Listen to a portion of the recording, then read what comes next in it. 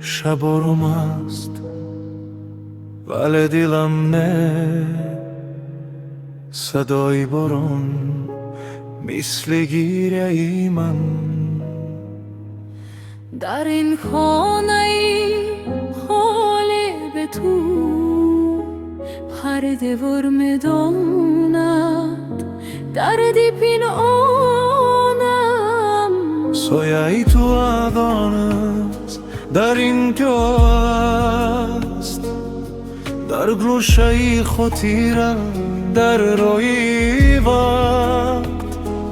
من با خودم هر شب می‌جنگم چرا عشق چونین سخت است. گفتی میمانی اما رفتی به یک کلمه ببیدار. من با امید زنده ماندم تو با خواندن شکشتی مرا. سکوتی دل سکوتی عشق بر شبنامی تو را میگویم.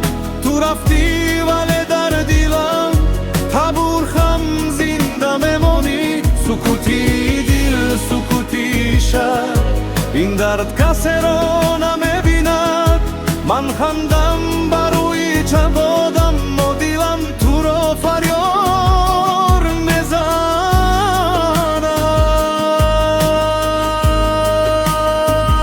صبح میآید ولی روشنگینه چشمانم بدار روحم خسته. هر راه کی میگذرم مرا با تو میارد بخسته. صورتت در آینه خاطرم میپاید ولی دلم میشکند.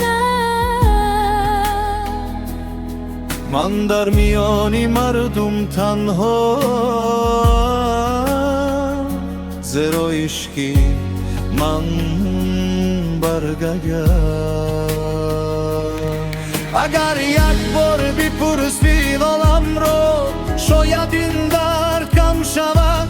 اما تو خاموش ماندی و خاموشی من رو سوزان.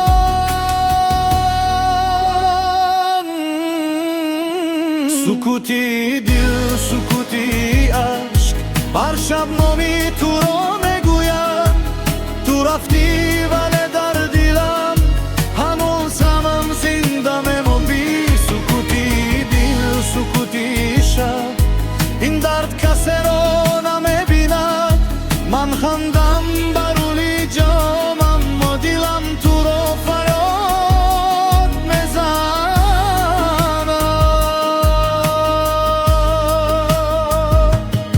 اگر بت‌ها پیام میبرند با تو بیگویند من نلوهم منتظر. نه برای بازگشتی تو فقط برای آرامی دل. عشق دو نیست بعضن تنها امتحان است. من این امتحان را باختم اما دلم عدو صدیق است. سکوتی دل سکوتی من در این شب‌های بی‌خیر. من بایدت زندم حتی اگر دیگر نباشی. سکوتی دل سکوتی عشق این آخرین سرود عشق است. اگر روز مرا یاد کنی بدان دلم همیشه با تو است. وقت میگذرد اما این درد نه نامی تو در نفسم میماند. سکوتی دل سرود من شد. عشق رفت ولی یاد باید